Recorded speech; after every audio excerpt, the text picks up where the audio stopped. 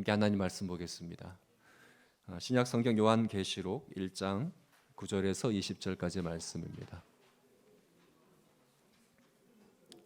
요한계시록 1장 9절에서 20절까지 말씀 우리 한 절씩 교독하시겠습니다. 나 요한은 너희 형제요 예수의 환난과 나라와 참음에 동참하는 자라.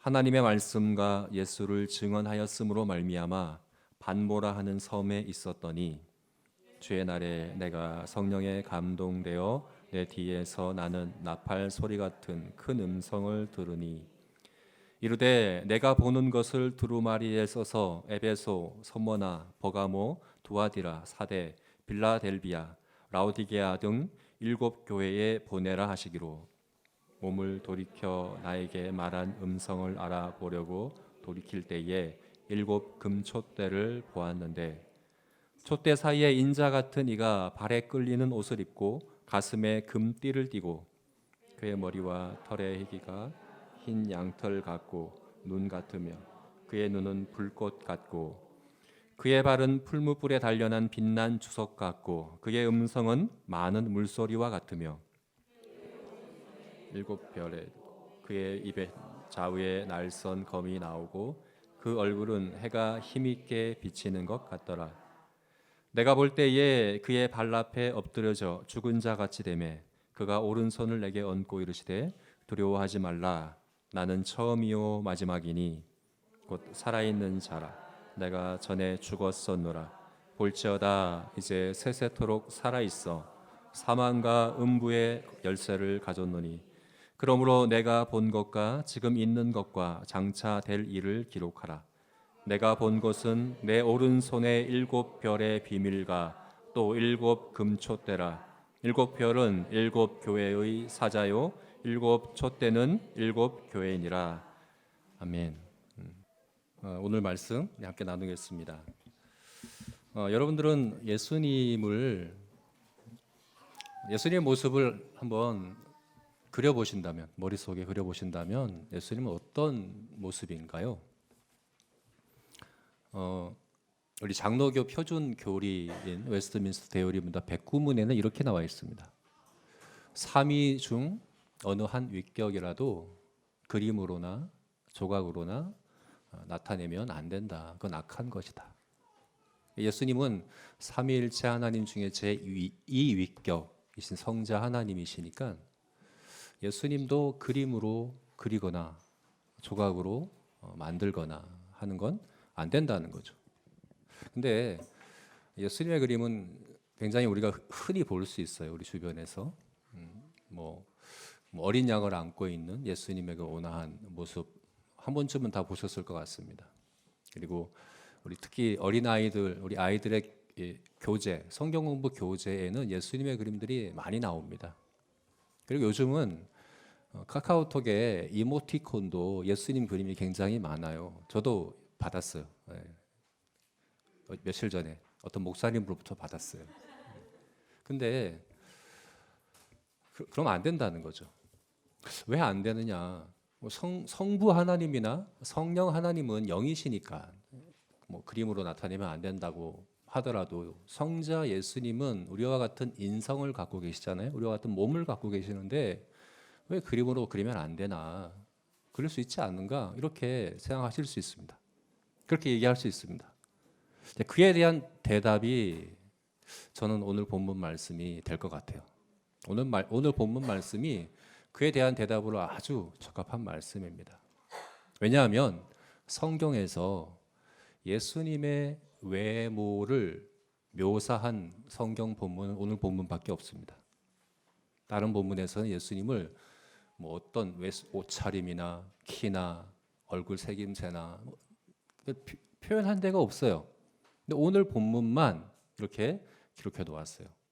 마태복음, 누가복음, 마가복음, 요한복음, 복음서에 실제 예수님이 이 땅에 평범한 사람의 삶을 사셨잖아요. 그때 수많은 사람들이 제자들이 예수님을 보았지만 그 예수님의 외모에 대해서 하나도 언급하지 않아요. 그런데 오늘 요한계시록 1장 말씀에 드디어 예수님의 옷차림이 어떤지, 얼굴이 어떤지, 발이 어떤지, 음성이 어떤지 입이 어떤지, 눈이 어떤지 아주 자세히 사도 요한이 묘사해 놓았습니다. 여러분, 그런데 오늘 본문 13절에서 16절까지에 나오는 이 예수님의 자세한 구체적인 묘사한 이 말씀을 그림으로 한번 나타낼 수 있을까요? 이걸 그림으로 한번 나타낸다고 생각해 보세요. 그림으로 표현할 수 있을까요, 이것을? 저는 머릿속으로라도 그릴 수가 없어요. 해가 힘있게 빛나는 것 같은 눈과 이 얼굴과 불꽃 같은 눈과 풀무불에 단련된 듯한 빛난 주석과 같은 발과 좌우에 날선 검이 나오는 입과 많은 물소리와 같은 그 음성과, 여러분, 이런 예수님을 머릿속으로라도 상상이 되시나요? 그려지시나요? 저는 안 그려집니다. 사도 요한은 사실은 자기 말로 표현한 게 아니에요.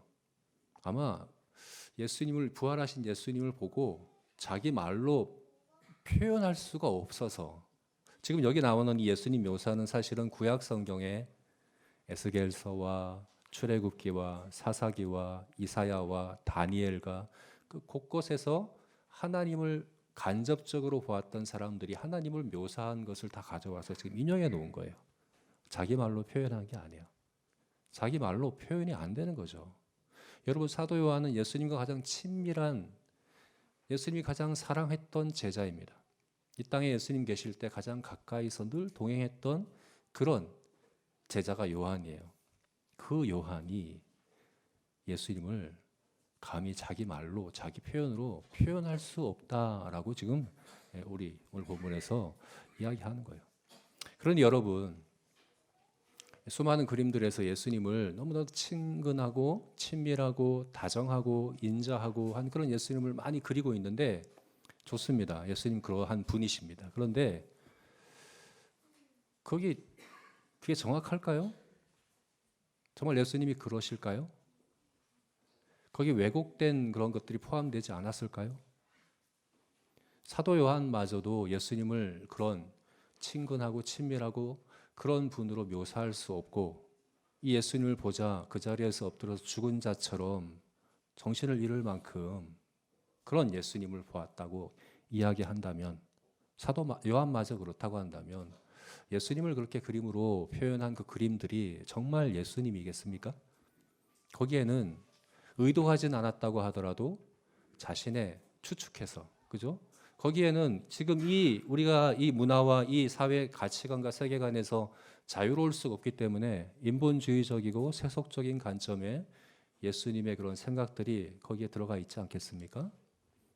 그러면 예수님에 대한 이미지가 왜곡되는 거죠.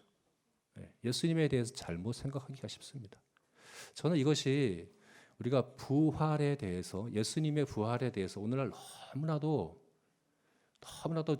우리 신앙의 가장 핵심되고 중심적인 주제가 아니라 그냥 주변의 변두리에 그냥 부활 주일에만 잠깐 다루고 말 주제로만 여기는 오늘날의 이런 세태가 잘 반영된 거라고 저는 생각을 합니다. 원래 부활은 기독교의 믿음에 있어서, 복음에 있어서 핵심입니다. 핵심. 사도행전 17장을 보게 되면 사도 바울이 아레스바고에서 복음을 전하는데, 아덴에서 이방인들에게, 헬라인들에게 복음을 전하는데, 그때 그 바울의 설교를 들었던 사람들이 바울에 대해서 뭐라고 이야기하느냐 하면, 이 말쟁이가 무슨 말을 하는가 보자, 이방 신들을 전하는가 보다. 왜냐하면 예수와 부활에 대해서 전하기 때문이다. 이렇게 얘기를 해요. 신들에 대해서 전하는가 보다. 신이 아니에요. 신들이에요. 그러면서 그 신들을 어떻게 부릅니까? 부활과 예수. 예수라는 신과 부활이라는 신을 전하는가 보다. 우리 한번 들어보자. 이렇게 얘기할 만큼 바울에게 있어서의 복음은 부활이 핵심이었습니다. 부활이 중심이었습니다. 여러분, 오늘 주일이잖아요. 일요일을 우리가 주일이라고 부릅니다. 왜 주일이라고 부릅니까? 왜 이날이 주님의 날입니까? 이날 주님이 부활하셨기 때문입니다. 주님 부활하신 날을 기념해서 우리가 모입니다. 신앙의 가장 중요한 핵심은 예수님의 부활에 있습니다. 초점은 거기 있습니다. 그래서 초대교회 성도들 누구나 아무나 붙잡고 예수님의 모습을 한번 그려보십시오. 당신이 알고 있는 예수님은 어떤 예수님입니까? 한번 그림으로 나타내 보세요. 그릴 수 있었을까요? 우리가 지난주에 봤던 것처럼 빌립보서 2장에 자기를 비워 종의 형체를 가지사, 하나님의 본체이시만 자기를 비워 종의 형체를 가지시고 이 땅에 분명 사셨어요. 근데 그건 잠깐이에요. 과거의 일이에요. 제자들이 생각하는 예수님은 그 모습이 아니에요. 친근하게, 인자하게, 친구처럼 그 모습이 아니에요. 초대교회 성도들이 생각한 예수님은 그 모습이 아닙니다. 감히 우리 말로 표현할 수 없을 만큼의, 감히 바라볼 수 없는, 보면 죽을 수밖에 없는 그런 모습의 예수님을 제자들은, 성도들은 생각하고 있었습니다. 그게 바로 부활하신 예수님입니다. 부활하신 예수님. 오늘 우리가 부활주일 예배를 드리면서 우리가 기대해야 되는 것이 있다고 한다면 바로 그거죠. 오늘 본문에서 10절 말씀을 보니까 사도 요한이 주의 날에 내가 성령에 감동되어 이렇게 말씀하죠. 주의 날에, 주의 날이라는 게 언제입니까? 주일. 우리가 오늘을 주일이라고 부르잖아요. 일요일을 주일이라고 부르잖아요. 이 주일이라고 부르는 것이 여기서부터 시작됐습니다. 주의 날에. 이게 언제입니까? 이게 사도행전 16장이나 이제 고린도전서 16장이나 사도행전 20장을 보게 되면 그 주일의 첫날에, 그 한 주간의 첫날에 바로 일요일을 얘기하거든요. 일요일에 제자들이 모여서 떡을 떼고 예배하고, 성경에서부터 이미 그렇게 시작되었어요. 왜? 유대인들은 원래 토요일에 예배하거든요. 원래 안식일은 토요일이거든요. 근데 토요일이 아니라 일요일에, 7일째가 아니라 안식 후 첫날인 일요일에 모여서 예배하기 시작하고, 아마도 이날 주의 날이라고 부르는 날은 바로 일요일, 오늘 얘기하는 거예요. 이날에 어떻게 했다고요? 내가 성령에 감동되어. 그런데요, 이 성령에 감동되어라고 하는 번역은 좀 의역한 번역입니다. 원래 이것을 직역하자면 내가 성령 안에서입니다. 성령 안에서. 성령 안에서. 이게 왜 성령 안에서, 이게 왜 중요한가? 바로 앞절 9절 말씀에서 또 다른 안에서라는 표현이 또 한 번 나오기 때문에 그래요. 9절에서는 뭐라고 얘기합니까? 9절 끝에 보게 되면 밤모라 하는 섬에 있었더니, 여기도 이제 안에서라는 표현이 안 나오지만 원문에 보면 안에서라는 말이 나와요.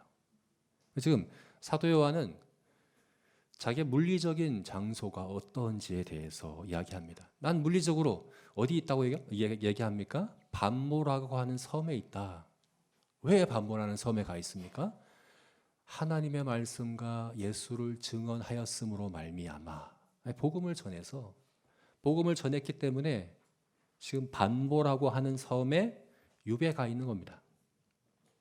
지금 이 요한계시록이 기록된 당시는 기독교에 대한 로마 제국의 박해가 가장 극심했던 때입니다. 네로 황제보다 더 심했던 도미티안 황제라고 하는, 네로 황제는 사실은 로마 시에서 국한적으로 박해를 했다면 이 도미티안 황제는 로마 전역으로 조직적으로 기독교를 박해하기 시작했습니다. 그때 기록된 게 이 요한계시록인데, 그렇게 복음을 전했기 때문에 이 사도 요한이 밤모라고 하는 섬에 유배가 있는 겁니다. 아마 주일인데 성도들과 함께 하지 못했죠, 그죠? 성도들과 함께 하지 못하고 외로이, 어떻게 보면 홀로 있을 수도 있어요. 홀로 힘겹게 그런 이제 고단한 삶 가운데 그냥 유배인 가 있는 게 아니거든요. 거기서 노동을 하고 그렇겠죠, 그죠? 그런 이제 밤모섬에 주일에 있다는 거예요. 근데 그게 전부가 아닌 거죠. 성령 안에 있었다라고 얘기합니다. 내가 성령 안에서. 물리적으로는 밤모라고 하는 섬에 있습니다. 그러나 영적으로 그는 성령 안에 있습니다. 성령 안에. 저는 우리가 부활주일에, 부활주일, 이건 주일 중에 주일입니다. 주일이 주님 부활하신 날이라면 모든 주일을 우리가 주님의 부활하심을 기념하고 기뻐하는 주일로 모이는 것이라면, 오늘 부활주일은 주일 중에 주일입니다. 이날 우리가 뭘 기대해야 합니까? 우리가 물리적으로는 상곡동에 이 작은, 아무도 알아주지 않는 낡은 이 장소에 모여가지고 이 시간에 여기 와 있죠, 그죠? 우리 각자의 삶이 어떤지 모르겠습니다.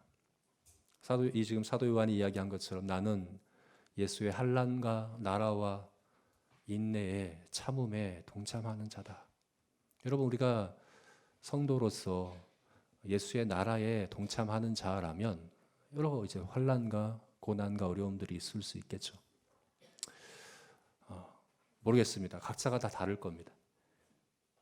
각자의 물리적인 환경은 다 다를 겁니다. 그런데 오늘 이 부활의 이 주일에 우리 각자가 우리 영의 눈이 열려지고, 마치 이 요한계시록이 그래요. 이 요한계시록과 사도행전이 비교가 됩니다. 사도행전이 지금 우리가 볼 때, 우리 인간적인 눈으로 볼 때 교회와 성도가 어떠한가를 기록한 것이 사도행전이죠. 근데 거기 안에는 수많은 문제들이 일어납니다. 교회 안에, 교회 바깥에서도 핍박도 일어나고, 교회 안에서 헌금을 이제 아나니아 사피라 사건과 같은 일이 일어나고, 유대파와 히브리파 성도들 간의 다툼들을 하는 그런 문제들이 막 일어나는 교회의 그런 모습들이 사도행전에 있다면, 그 커튼을 젖히면 그 이면에서 일어나고 있는 일이 기록된 게 요한계시록이거든요. 인간적인 눈으로는 보이지 않지만 영의 눈으로 바라볼 때는 큰 성 바벨론과 거룩한 성 예루살렘 간에 치열한 그런 싸움이 일어나고 있고, 그죠? 이마에 짐승의 표를 가졌느냐, 어린 양의 인침을 받았느냐. 만약에 어린 양의 인침을 받았으면 짐승으로부터의 환난이 있을 수밖에 없고, 그리고 짐승의 표를 받았으면 어린 양의 진노와 하나님의 심판을 받을 수밖에 없고 하는 그런 치열한 영적인 그런 일들이 펼쳐지고 있다는 거예요. 근데 오늘 사도 요한은 성령 안에서 그 예수님을 바라보게 됩니다. 부활하신 주님을 보는 겁니다. 우리가 생각하는 그런 친근한 예수님 아닙니다. 예수님 지금 그거는 과거에 잠깐 동안 이 땅에 사실 때, 지금 예수님 더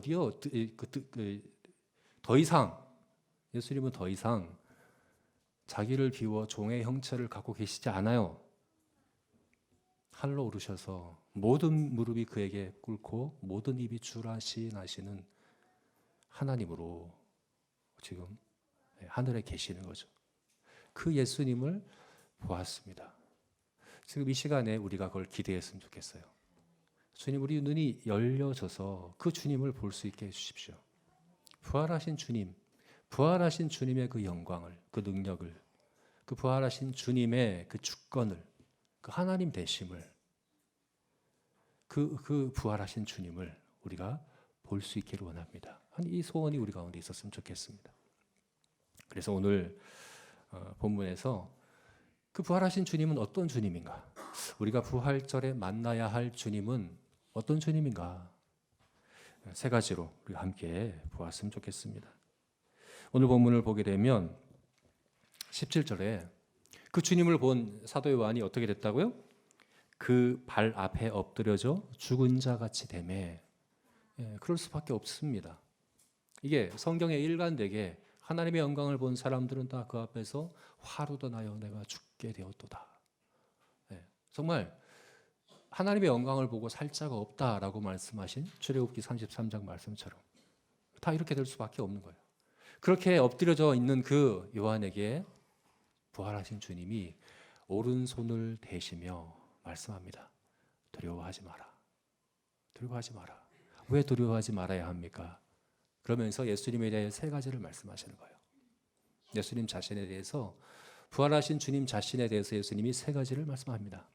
뭐라고 말씀합니까? 나는 처음이요 마지막이다. 처음이요 마지막이다.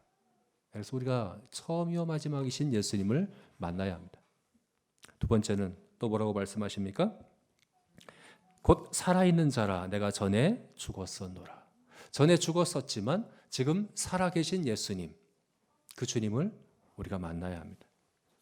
그리고 마지막 세 번째는 지금 예수님이 일곱 금촛대 사이에서 일곱 별을 붙잡고 계시다라고 말씀하고 계시죠.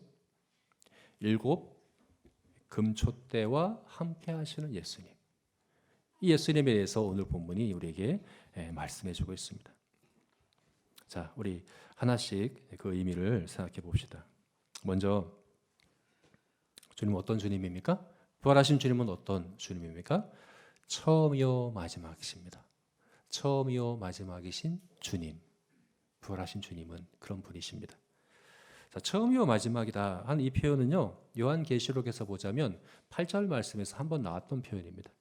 8절 말씀을 볼까요? 8절 말씀 제가 읽어드리겠습니다. 주 하나님이 이르시되 나는 알파와 오메가라. 누가 그랬다고요? 하나님께서 나는 알파와 오메가다. 이건 성부 하나님께서 말씀하시는 겁니다. 알파와 오메가다가 이게 같은 말이에요. 처음이요 마지막이다 같은 의미입니다. 왜냐하면 알파와 오메가는 그리스어의 알파벳의 첫 글자와 마지막 글자예요. 그러니까 처음 글자와 마지막 글자가 알파와 오메가예요. 그러니까 같은 표현이에요. 처음과 마지막이다. 이게 무슨 말입니까? 예수님은 하나님이시라는 거예요. 예수님은 자기를 비워 종의 형체를 가지사 이 땅에 죽기까지 복종하셨지만 우리와 같은 그런 하나님의 그 신성, 하나님의 그 신적인 영광, 지위, 하나님의 신적인 그 성품들을 비워, 그러니까 자기를 위해 쓰지 않고 비우셨던 주님이시지만 지금은 그런 분이 아닙니다. 하나님의 본체 그대로 계시는 거죠. 그죠? 하나님이십니다. 그래서 요한이 그 앞에서 죽은 듯 쓰러질 수밖에 없었습니다. 정신을 잃을 수밖에 없었습니다. 하나님을 보고 살 자가 없기 때문에 그런 거예요. 요한은 정말 하나님의 영광 그대로 본 거예요. 예수님을 볼 때 하나님의 영광을 본 거예요. 그래서 그 얼굴이, 예수님의 얼굴이 해가 힘있게 비치는 것 같더라. 여러분 해를 볼 수 있습니까? 하늘의 해를 볼 수 있습니까? 그럼 눈이 멀 수밖에 없겠죠. 볼 수가 없는 거예요. 예. 그 음성이 많은 물소리와 같다. 많은 물소리 같다. 저는 보지 못했지만 나이아가라 폭포, 나이아가라의 뜻이 그렇다고 그래요. 천둥 소리의 물이란 그런 뜻이라고 그럽니다. 그 앞에 가면 그 끊임없이 그냥 세상이 무너질 것 같은 그런 소리가 들린다고 하는데 그 주님의 음성이 그렇다는 거예요. 사실은 사람이 감당할 수 없는 그런 음성. 예수님이 그런 음성으로 말씀하고 계시다는 거예요. 하나님이심을 보여주고 있는 거예요. 그런데 특별히 하나님의 많은 성품들과 하나님의 그 많은 이제 신성 능력 많이 있는데 그 중에서 왜 특별히 처음과 마지막이라고 하니 이것을 말씀하셨을까? 알파와 오메가라고 하는 그 신성을 여기서 특별히 말씀하신 이유가 뭘까? 왜냐하면 이게 바로 지금 여기 사도 요한에게 그리고 일곱 교회에게 뿐만 아니라 지금 이 자리에 있는 우리 모두에게 꼭 필요한 위로의 말씀이기 때문에 그래요. 요한계시록은요, 각 교회에 보낸 주님의 사랑과 위로의 편지입니다. 교회가 가장 심한 환난 가운데 있습니다. 핍박 가운데 있습니다. 그들에게 정말 주님께서 위로와 또 소망과 주님의 그 사랑을 전달하시고자 사도 요한을 통해서 편지를 보내신 거지. 이 요한계시록이거든요. 주님께서 이걸 말씀해 주시고 싶은 거예요. 반모란 섬에 유배되어서 그렇게 환난 가운데 있는 그 사도 요한에게 주님이 꼭 말씀해 주고 싶은 거예요. 나는 처음이요 마지막이다. 오늘날 우리에도 마찬가지입니다. 우리가 꼭 알아야 하는 주님, 예수님에 대해서 우리가 생각할 때 예수님에 대해서 뭐 그림으로 나타내지 못하죠. 그죠? 예수님에 대해서 생각할 때 꼭 알아야 하는 지금 부활하신 주님은 어떤 주님이냐? 그분은 처음이요 마지막인 주님입니다. 이게 무슨 의미입니까? 처음이고 마지막이라는 게 무슨 의미입니까? 처음이라는 것은 모든 만물보다 먼저 있으신 분이라는 거죠. 다시 말해서 모든 만물은 주님께서 만드시고 지으신 겁니다. 이 세상에 스스로 생겨난 것은 없습니다. 스스로 있는 것은 없습니다. 다 주님으로 인하여 있는 겁니다. 모든 것이 다 그렇습니다. 마지막이라는 건 무슨 의미입니까? 모든 만물이 결국 마지막 주님의 심판대 앞에 설 겁니다. 모든 만물의 목적은 주님입니다. 주님이 최종적인 목적이어야 합니다. 그래서 주님은 처음과 마지막이다 라고 말씀하시는 거예요. 우리 삶도 마찬가지입니다. 우리 삶의 시작은 무엇입니까? 우리 삶의 마지막은 무엇입니까? 여러분, 우리가 우리 삶을 이해할 때, 나 자신을 이해할 때, 나는 누군가, 내 인생은 뭔가, 내가 지금 당하고 있는 이 일들은 뭔가, 어떻게 압니까, 그걸 어떻게 아시겠어요? 아무리 여러분이 여러분 스스로 자신을 들여다보고 아무리 내 자신을 생각해 본다고 그게 답이 나옵니까? 안 나옵니다. 어떻게 합니까? 처음과 마지막을 가야 합니다. 처음과 마지막에 가봐야 합니다. 내 인생에 대해서 말씀하실 수 있는 유일한 분은 처음이시고 마지막이신 예수님 한 분밖에 없습니다. 주님께 가십시오. 주님께 가셔서 주님, 제 인생의 목적이 뭡니까? 지금 제가 겪고 있는 이 일들의 의미가 무엇입니까? 저는 어떻게 살아야 합니까? 우리는 바다에漂流하고 있는 난파선이 아닙니다. 우리는 출발점이 있고 목적지가 분명히 있는 사람들입니다.漂流하고 있는 난파선처럼 살아가면 안 됩니다. 내가 어디서부터 시작되었고 어디로 향하고 있는가, 이것을 분명히 알아야 합니다.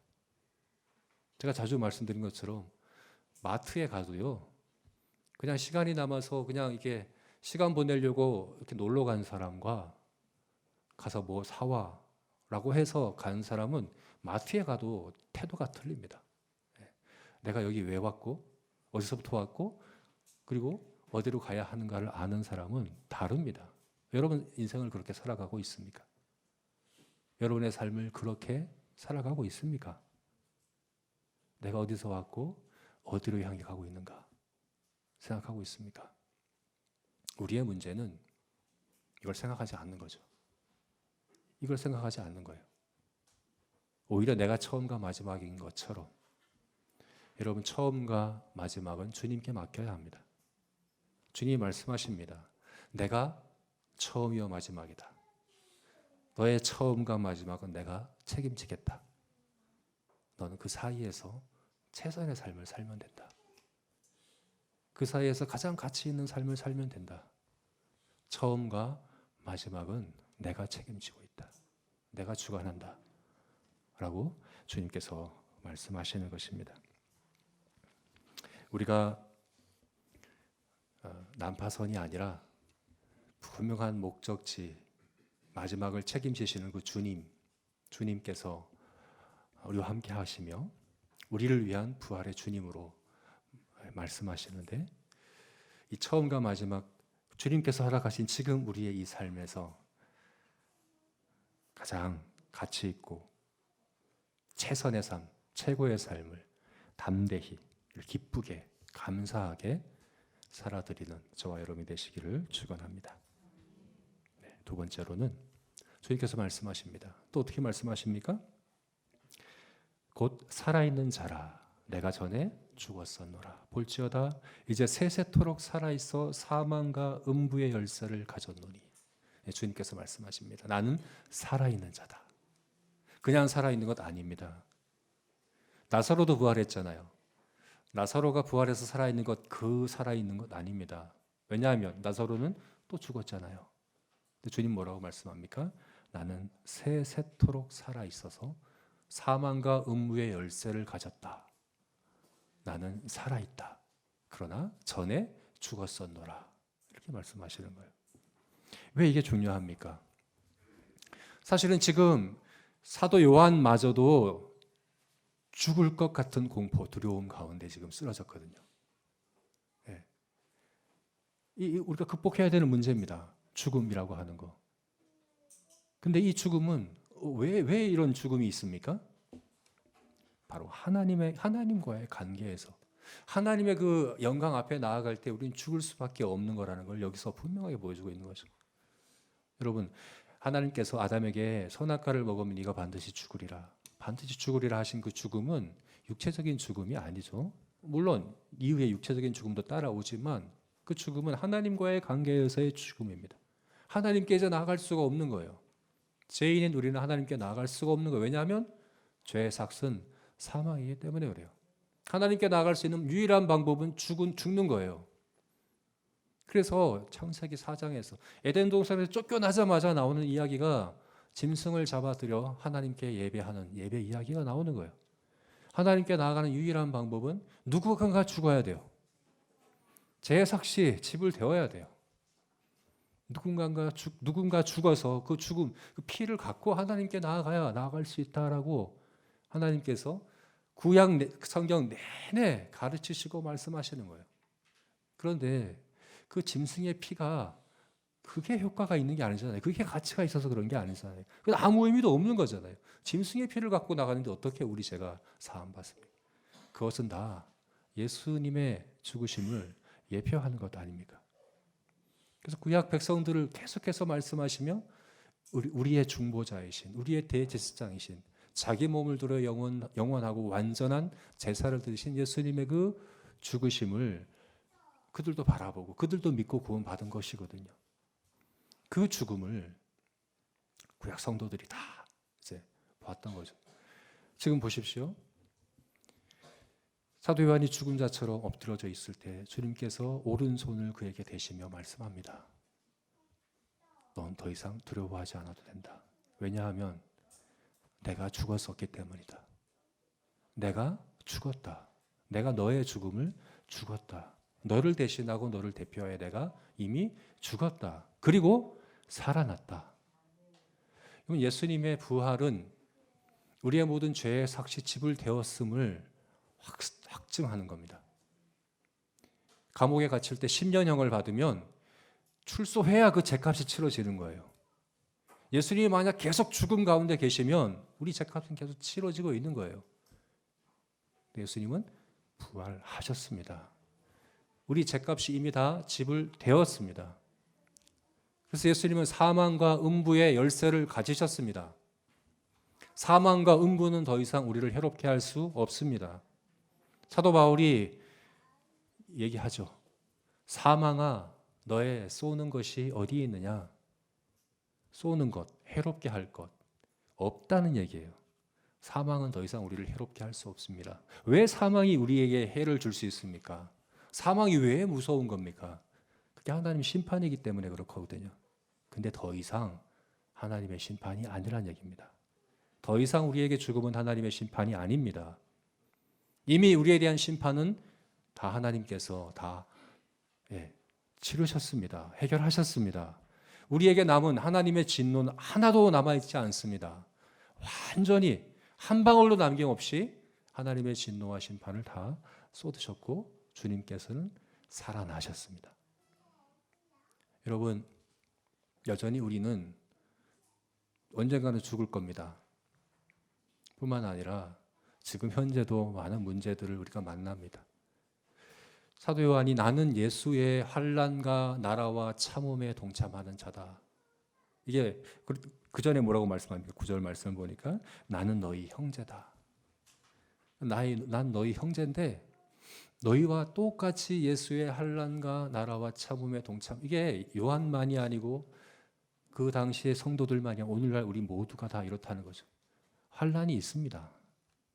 참아야 합니다. 그게 예수의 나라에 동참하는 길입니다. 여전히 남아 있습니다. 그런데 반드시 기억해야 합니다. 우리를 해롭게 할 수 없습니다. 그 어떤 일도 우리를 해롭게 할 수 없습니다. 죽음마저도 우리를 해롭게 할 수 없습니다. 더 이상 우리는 하나님의 심판과 정죄 아래 있지 않습니다.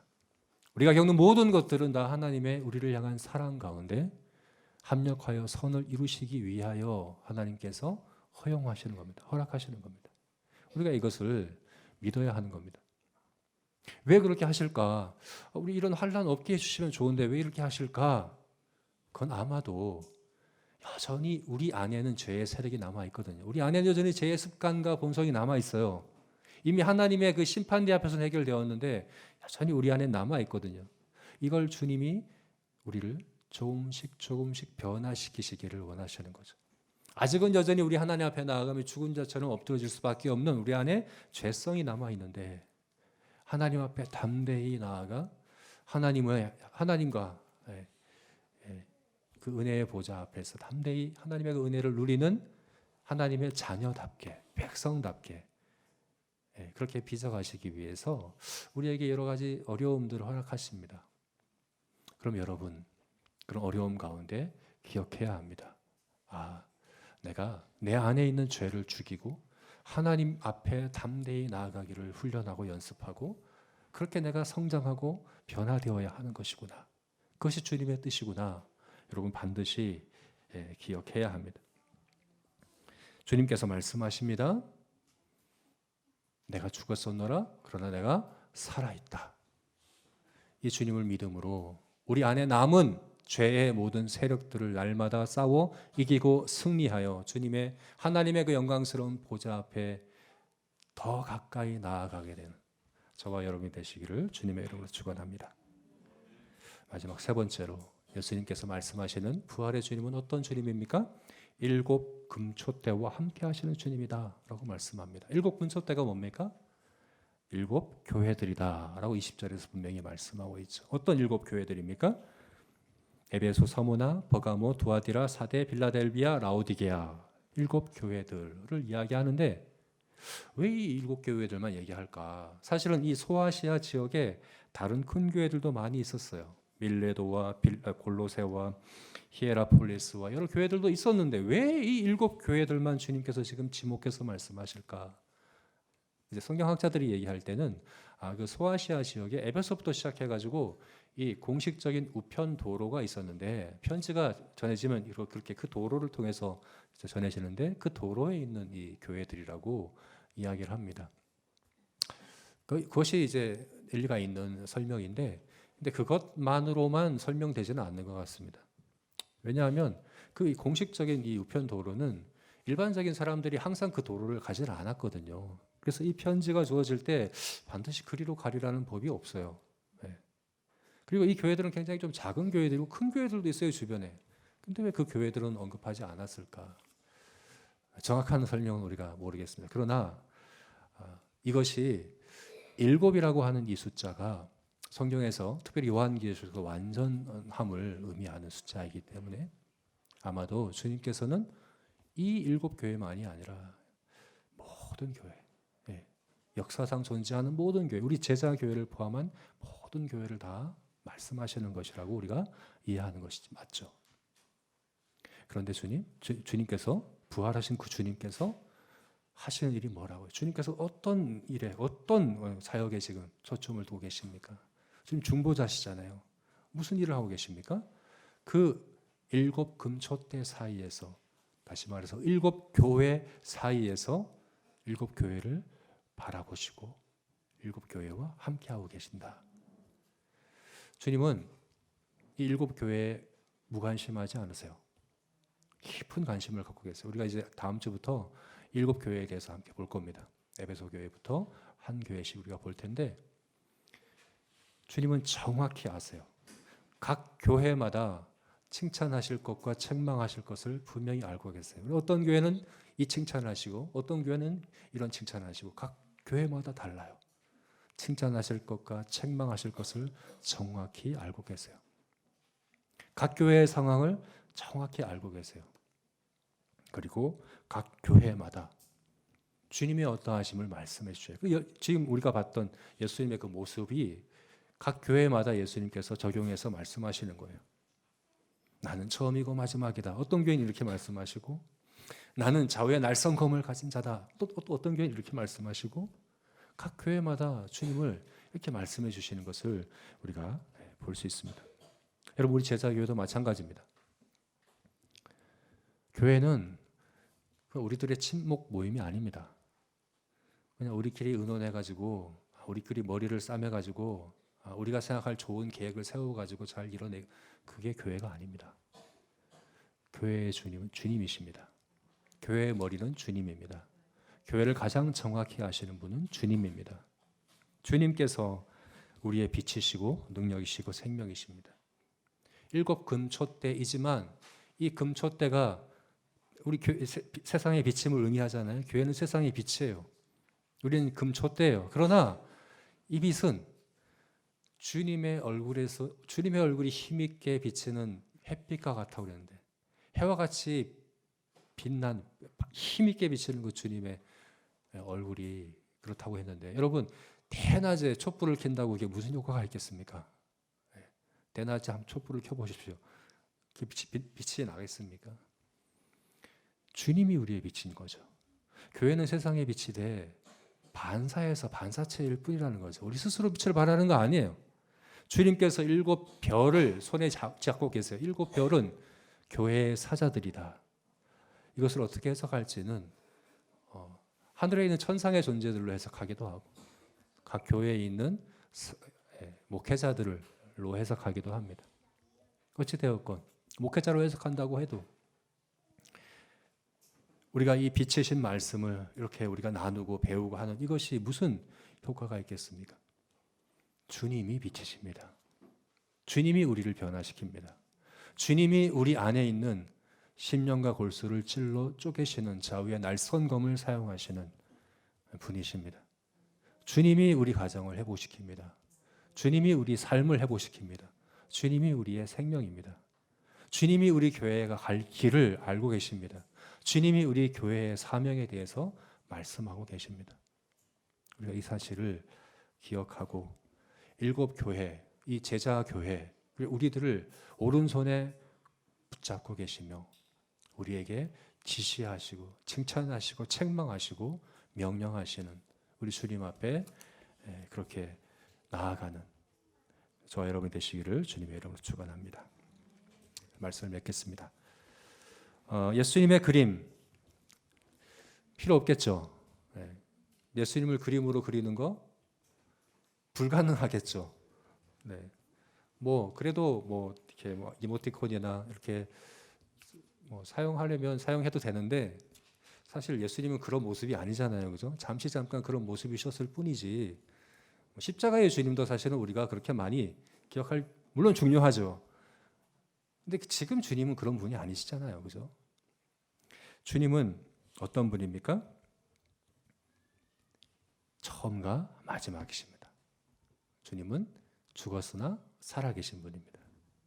우리 주님은 7 금촛대를 손에 붙잡고 함께 하시는 분이십니다. 예수님이 제자들에게 말씀하셨거든요. 내가 너희를 떠나는 것이 너에게 유익하다. 내가 떠나면 진리의 성령이 너희에게 오셔서 나의 말로 너희를 가르칠 것이다. 우리에게 그와 같은 은혜가 있기를 축원합니다. 반모섬에서, 그러나 성령 안에서 우리 주님을 분명히 보고 누리고 경험하는, 함께하는 저와 여러분이 되시기를 주님의 이름으로 축원합니다. 같이 기도하시겠습니다.